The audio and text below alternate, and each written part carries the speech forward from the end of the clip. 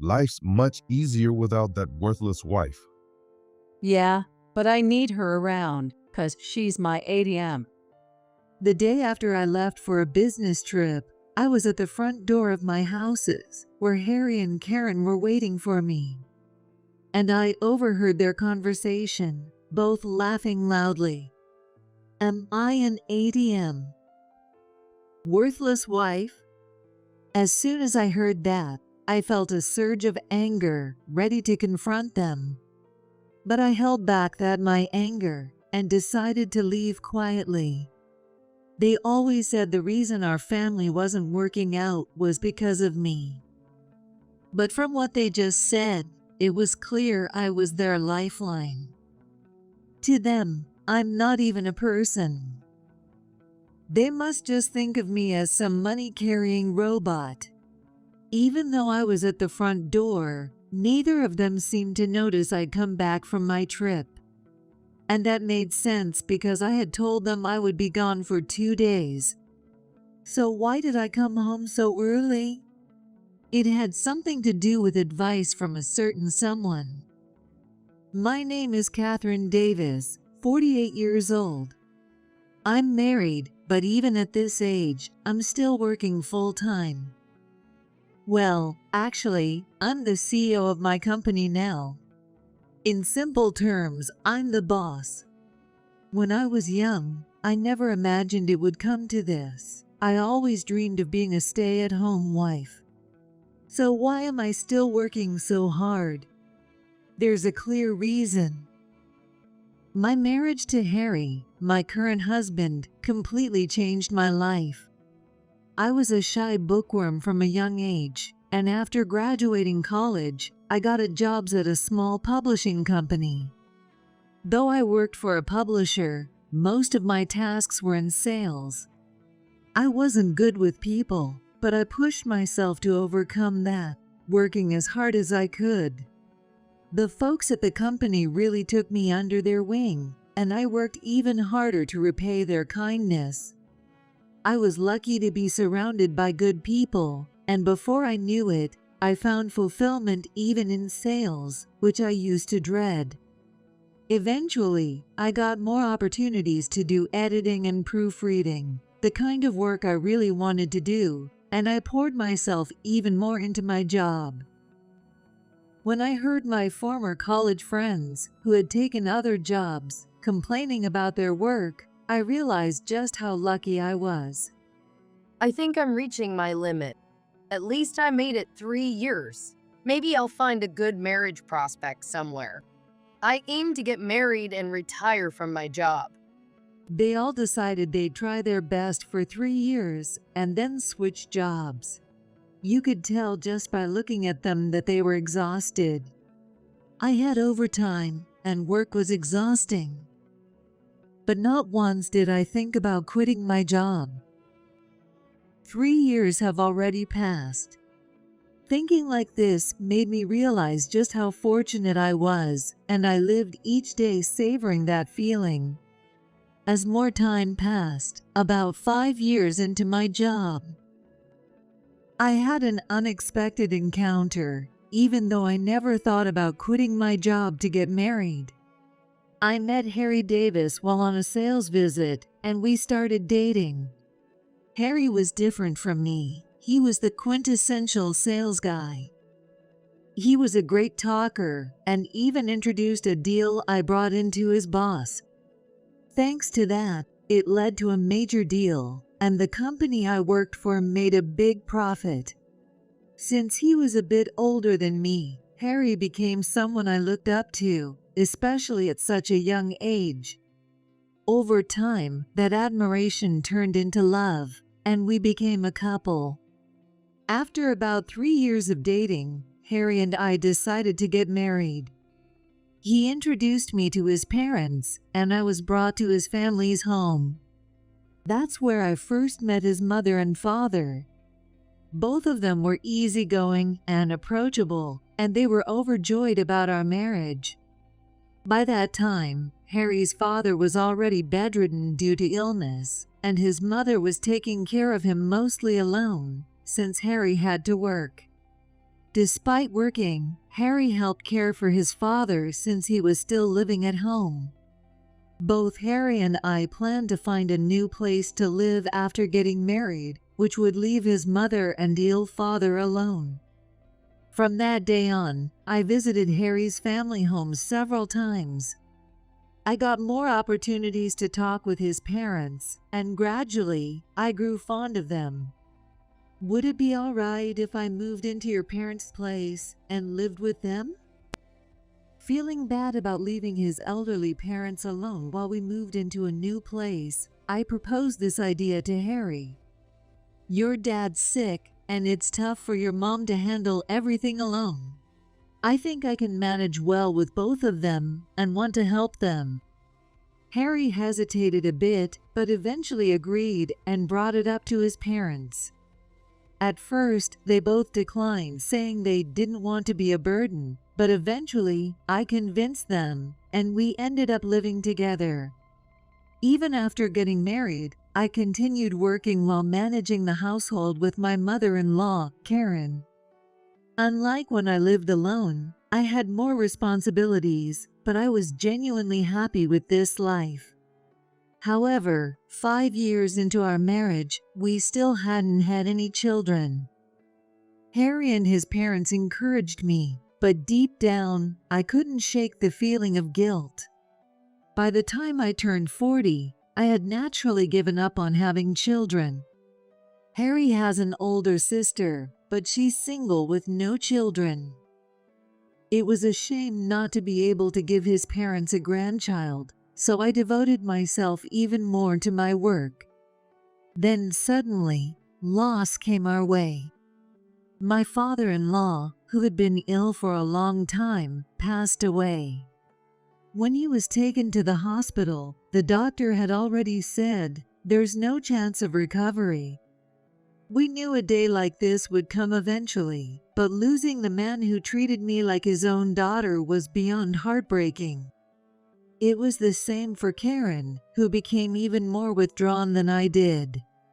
Losing a husband she'd been with for so many years, it was only natural. Her smile vanished, and she spoke less and less. Even when I tried talking to her, she often seemed lost in thought, and Harry was clearly worried as well. But no one could ever replace my late father-in-law. The once cheerful atmosphere that Harry's parents brought into the house was gone, and the place now felt heavy and dreary. Around this time, Harry also began to change. He started speaking harshly to me, ignoring me, and everything in our life seemed to fall apart. My marriage began to crumble right after my father-in-law passed away. Harry, who had never been much of a drinker, started going out drinking almost every day. That kind of lifestyle took its toll, and one day Harry got drunk and went out of control in a pub. Though the other customers managed to restrain him, Harry ended up with a serious injury that left lasting damage to his leg. Harry had been the one to start the fight at the pub. Even though the other person was injured too, Harry's injuries were more severe, so they decided not to press charges. After some negotiations, they reached a settlement, and Harry received a large sum in compensation. On top of that, Harry, who had sustained a serious injury, started receiving a significant insurance payout every month. For him, the money is transferred, even if he doesn't work himself, and I am at work every day. Without consulting me, he decided to quit his job. Given what happened to my body, it's better for me to take it easy rather than push myself to work. Maybe if I take my time recovering, I'll fully heal someday. Even so, Harry started going out even more often than before.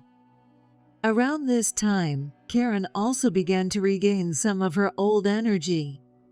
However, she had become like a completely different person, nothing like before. Losing her husband had taken a toll on her mental health, and despair and anxiety seemed to take over her heart. Her once gentle eyes had turned sharp and wild, and it was clear she found joy in berating me. Because of her many fears, Karen began to dote on Harry excessively. She treated Harry like a small child, lavishing him with affection, while she began to resent me. Seeing how drastically Karen had changed when she used to care for me as well, filled me with a deep sense of fear and sadness. The kind father and mother I knew were gone. To make things worse, even Harry was no longer on my side. It's your fault I can't see my grandchild's face because you couldn't have children. Sweet Harry has become so reckless because of it, and now look at what's happened to him. You'll have to work for the rest of your life to repay him. Her words were inconsistent and made no sense. She spewed unreasonable accusations at me day in and day out. Even so, every time I heard Karen say, "You couldn't have children," it cut me deeply. It was just baseless spite. It wasn't all on me. Harry could have been part of the problem too. But there was still some lingering guilt within me, and perhaps out of a sense of atonement, I poured even more effort into my work. "Harry, Karen's been acting a bit erratic lately, and there are days she seems really down. Maybe she should see a doctor?" I finally decided to bring it up with Harry, only to be immediately dismissed, and he even told his mother what I said. You think I'm crazy? You heartless witch. Everything in this house is messed up because of you. Although she was too old to actually get physical, Karen verbally assaulted me as if she might pounce at any moment. Her paranoia was intense, and even the way she looked at her son was off. It was clear she was mentally unwell, but there was no way I could take her to the hospital in this state. I had no choice but to endure it and continue taking care of both of them. Meanwhile, contrary to my personal life, my career was going well. The aging president of the company personally named me as the next president. He would step down to become chairman, leaving me to run the company as president. With Harry's injury compensation running out soon and the settlement money dwindling, I felt I had no choice but to accept this offer. Of course, it was an honor and a great opportunity, but when I thought of Harry and Karen, I couldn't be entirely happy about it. Harry and Karen soon learned about me becoming the president.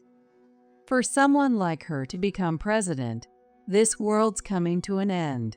Well, she has to earn for Harry too, so I guess it's a good thing. By then, I had no idea whether Karen was genuinely praising me or being sarcastic. There was no point in arguing, and I knew she would never go back to being the kind person she once was. Such give up had taken hold in my mind. Harry still refused to look for his job, using his lingering leg injury as his excuse. To be honest, it seemed like he had gotten much better. But if I said anything about it, they would gang up on me. Knowing that, I didn't feel like saying anything. As long as I kept working hard and making money, things wouldn't get any worse. For some reason, I truly believed that, but soon my peace was shattered. Harry started having affairs repeatedly. The first time I caught on and confronted him, he looked genuinely ashamed. But then Karen stepped in. Who do you think is to blame for this? It's your fault he has to release his stress outside, since you couldn't give him a child. And it's also because you're always glaring at us with that scary face. I thought infidelity would mean the end of my marriage. But when I was blamed by both of them in such an unreasonable manner, I started thinking maybe I really was at fault. Even though Karen had lost her mind, she still knew exactly how to hurt me. It was like I had been brainwashed, and all I could do was apologize repeatedly. Since then, Harry's affairs and his late-night outings became something both his mother and I tolerated. When I stopped to think calmly, I knew it was wrong. But I had no one to talk to, and I was too ashamed to bring it up with anyone at work. You better reflect on your behavior too, you know? You're only able to live this good life because I married you. Who else would have married someone like you besides me? Harry wanted to instill inferiority in me, to put me under his control. He wanted to make me believe that everything wrong in our family was my fault. In the beginning, they might have realized how irrational they were being towards me, but now it seemed that they were starting to truly believe they were in the right. I genuinely felt that the mother and son were losing their sanity. This wasn't sustainable. But there was nothing I could do by myself. Not knowing who to turn to for help, time just kept passing. One day, I had to go on a business trip for work. I'll be away for a couple of days, but as the president, I need to go myself. I'm really sorry, but could you use this money to order takeout and have meals with Mom? I apologized to Harry and Karen multiple times. Though they complained endlessly, they both understood that without me, their livelihood would be affected.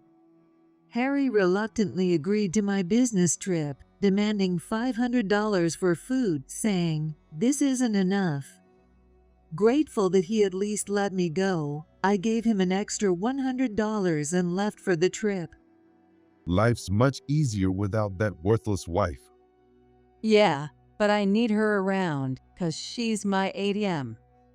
The day after I left for the trip, I was at the front door of my house, where Harry and Karen were waiting for me. And I overheard their conversation, both laughing loudly. Am I an ATM?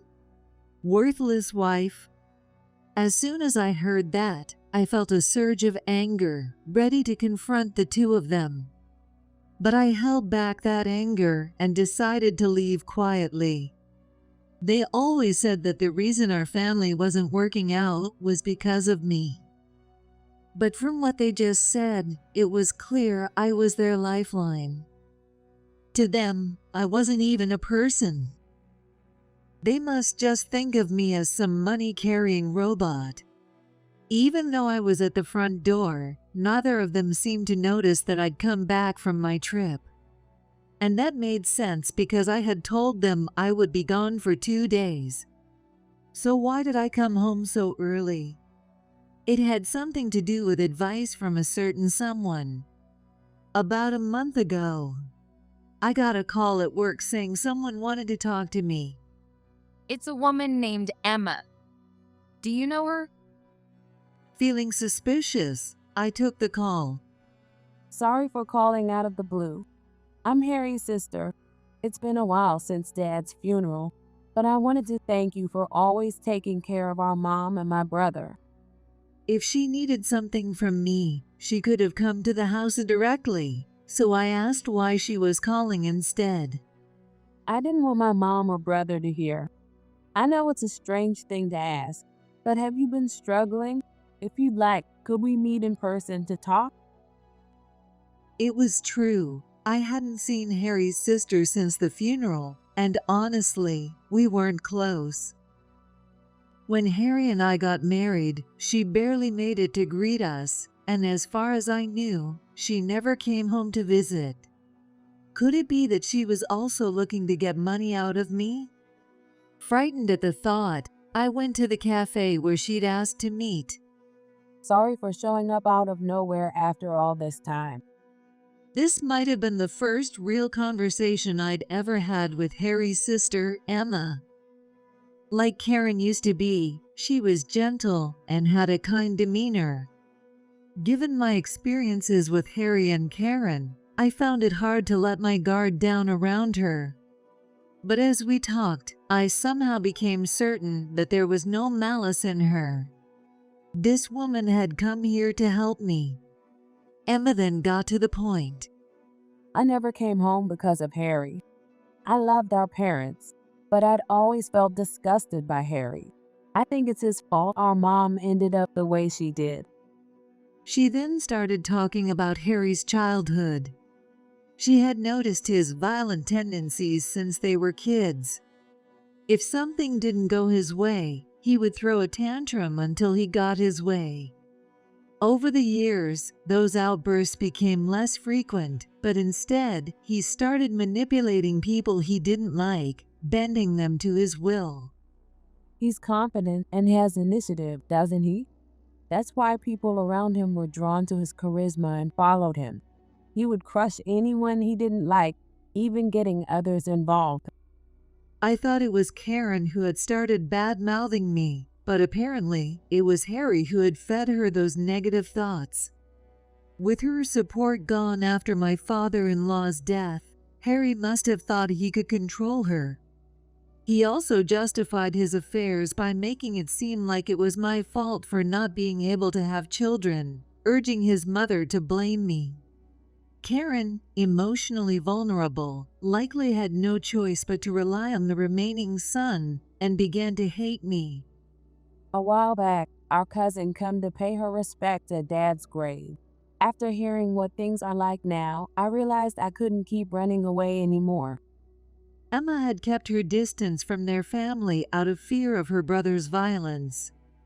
But now, with their father gone and their mother changed, I need to deal with my mom and Harry. I know you've been suffering, Catherine, but please, you need to take back your own life too. She gripped my hand tightly, as if trying to withstand her fear, and spoke with determination. Her hand was trembling slightly, and her palm was damp with sweat. And so, she and I joined forces, beginning to plan how to put a stop to Harry and Karen's behavior. Harry and Karen had nothing to say, so I had only learned about Emma in the past few weeks. She wasn't married and lived alone. She was a dedicated career woman, working in the HR department of an IT company. She used to be an engineer, and her sharp mind was still very much intact. Emma meticulously planned out what needed to be done to hurt Harry and Karen and free me from the mental hold they had on me. Of course, at that time, I didn't believe I had been brainwashed, so I only found out later what she meant. Harry can't handle it if things don't go exactly according to his plan. So, Catherine, we need you to disappear for a while. At the time, I couldn't fully understand what she meant. She told me to lie about a business trip and leave the house for a bit. But if I disappear, why not just leave the house forever? Emma smiled at my question and replied, This is all part of the plan. I was instructed to tell them I'd be gone for 2 days, but to return the next day. Even though I still had doubts, I decided to follow her instructions since she insisted it was the right first step. In the end, I returned home earlier than I had said I would and overheard the insults Harry and Karen were saying about me. After listening to what they really thought at the front door, I went straight to Emma's apartment. There, I spoke with her. There was a specific reason I asked you to return home that one time. But I didn't do anything. I tilted my head, not understanding what she meant. I timed it so that, just as you were returning, I called my mom. I asked how Catherine was doing after Dad passed. Hearing this, I slowly began to understand her scheme. In other words, I stirred things up with my mom and Harry so they would badmouth you to break Harry's hold on your mind. While talking to me, Emma realized that my mind had been affected. It was clear that Harry and Karen were saying unreasonable things, but I kept explaining that it was my fault. No matter how much Emma explained, in the end, I couldn't betray Harry and Karen. So she resorted to drastic measures. In other words, she let me hear directly what Harry and Karen really thought of me. Just as planned, hearing myself called worthless and ATM directly set my anger ablaze, and I finally realized how unreasonable they were. It made me want to grab them right then and there. When you're told every day that you're the one at fault, it just becomes that way without you even realizing it. Emma encouraged me, tears in her eyes. You don't have any more attachment to those two, do you? You understand now that you were being treated unfairly, right? I couldn't say that I felt no pain at the thought of betraying the mother-in-law who once cared for me, but I also knew I couldn't leave things as they were. Determined, I prepared myself for the final showdown. It had been about a week since I disappeared. My phone was filled with hundreds of missed calls, and I could see just how desperate Harry and Karen had become. Now that I had gone, their entire foundation had been shaken.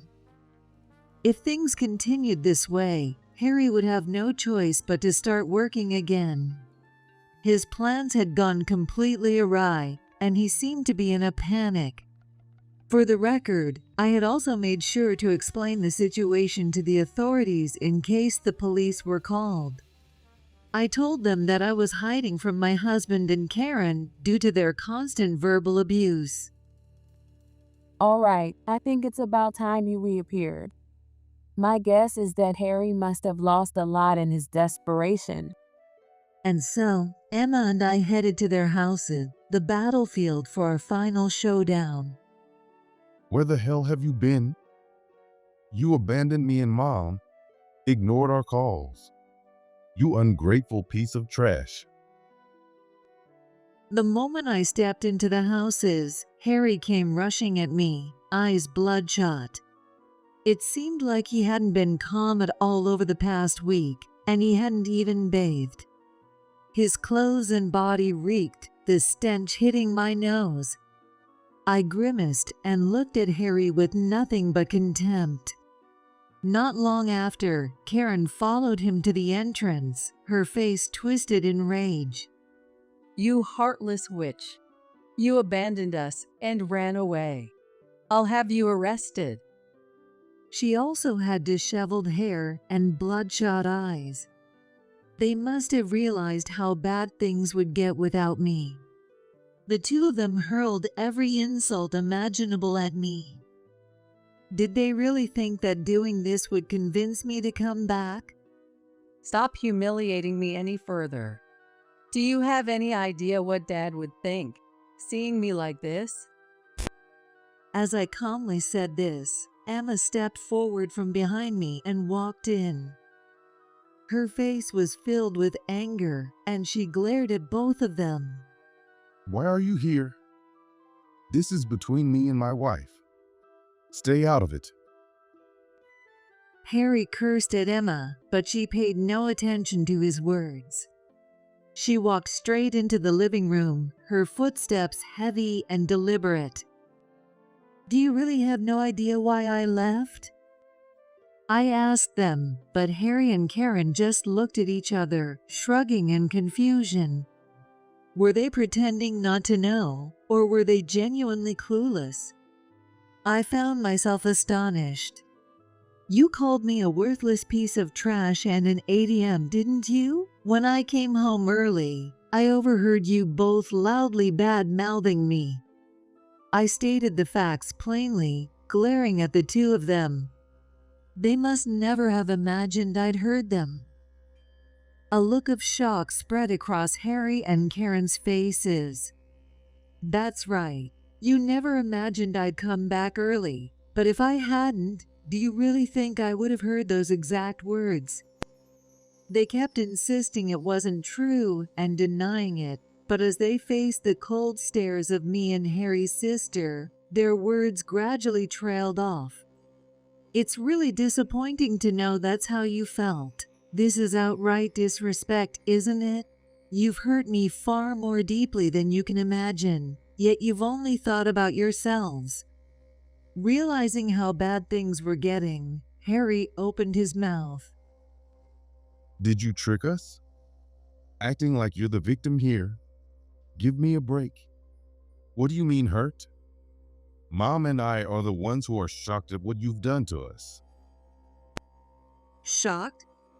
He didn't feel that way, not even a little. Don't twist the subjects. Right now, we're talking about the emotional pain I've suffered. Don't use convenient words like acting like a victim. I'm just stating the truth. I yelled loudly, refusing to let Harry and Karen control the conversation. Harry, I heard you've been cheating on her. Although, from what I've guessed, that's probably ended recently, hasn't it? Hearing Emma's words, Harry stiffened and glared at her. Did she put you up to this? What the hell did you do? Emma couldn't help but burst out laughing. Is it my fault? Did you just try to get money from that other woman? You panicked about Catherine leaving and got scared about your future. You've always been like this. When things don't go your way, you panic and do something stupid. Just like she said, Harry had gone to ask his mistress for money, and she dumped him. Desperate after I left, he dug himself deeper into trouble. Now he'd lost the woman he was infatuated with, and was about to lose his wife too. With no job, if I left him, Harry would lose everything. You really are an irredeemable idiot, aren't you? How did I ever let myself be controlled by a guy like you? I'm disgusted by my own stupidity. You know, your sister saw through everything you did and played you like a puppet. Harry was shaking with rage, his face bright red. Cut it out. Both of you. He slammed his fist down on the table and stood up. Neither I nor Emma were intimidated by this. We remained expressionless, fixing him with our cold stares. Do you understand the situation you're in? If I say I want a divorce, it's over for you. You won't be able to do anything or even make a living without me. Your life will be over. Just as Harry used to do to me, I threw those curse-like words right back at him, piercing his mind. Mom, it's really unfortunate, but you need to take responsibility too. At least go to hell with your precious Harry. After Emma finished speaking, I took a divorce form out of my bag. I had already filled in my part. After everything you've put me through, you don't think you can refuse this, do you? If you sign here, I'll at least hold off on calling the cops. I looked into Harry's angry face and spoke as if I were reprimanding a child. With trembling hands, Harry signed the divorce form. After carefully checking it, I showed it to Emma as well before putting it back in my bag. I won't call the police, but I'll definitely be getting alimony from you.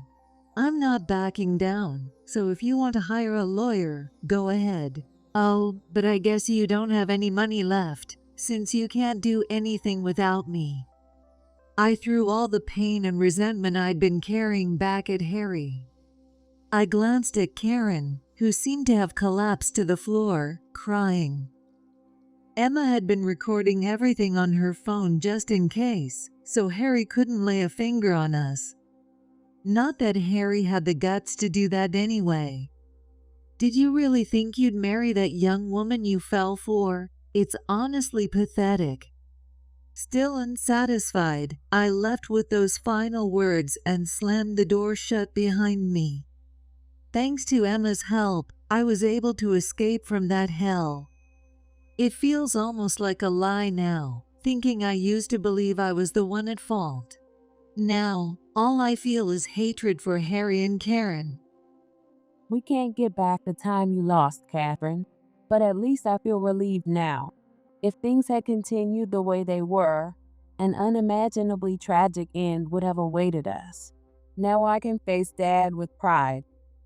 Emma showed concern for me and continued to support me in various ways afterward.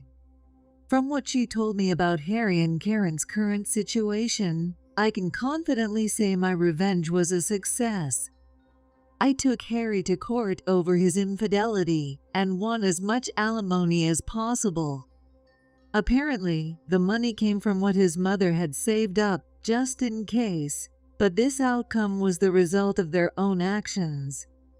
Harry hasn't been able to find a decent job and has been doing hard physical labor on a daily basis, moving from one day job to another. Due to the stress and financial hardship, he's lost a lot of his hair and aged rapidly. With his appearance and lifestyle now, I guess he'll never be able to go after his beloved women again.